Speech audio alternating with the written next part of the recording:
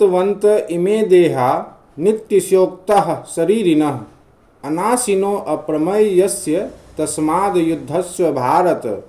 अर्थात इस नाश रहित अप्रमेय नित्य स्वरूप जीवात्मा के ये सब शरीर नाशवान कहे गए हैं, इसलिए हे भारतवंशी अर्जुन तू युद्ध कर।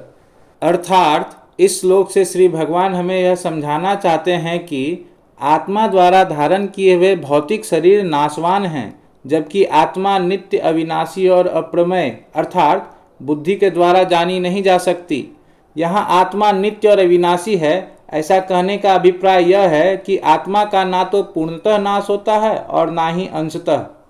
नित्य आत्म तत्व को अज्ञेय कहा गया है, जिसका अर्थ यह नहीं है कि वह अज्ञात है।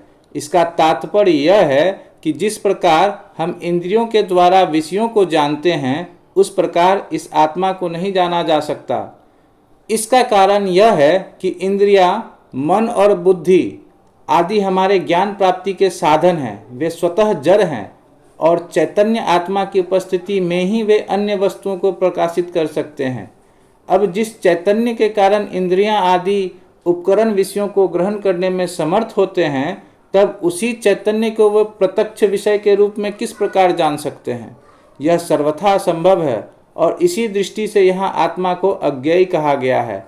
आत्मा स्वतः सिद्ध है, इसलिए हे भारत तुम युद्ध करो। वास्तव में इस वाक्य के द्वारा सबको युद्ध करने का आदेश नहीं दिया गया है। हे भारत तुम युद्ध करो, यहाँ युद्ध शब्द का वास्तविक अर्थ धर्म का आवाहन है। प्रत्येक व्यक्ति के लिए, जिससे वह पराजय की प्रवृत्ति को छोड़कर जीवन में आने वाली प्रत्येक परिस्थिति का निष्ठापूर्वक और साहस के साथ सामना कर सके। अधर्म का सक्रिय प्रतिकार यह गीता में श्री कृष्ण का मुख्य संदेश है।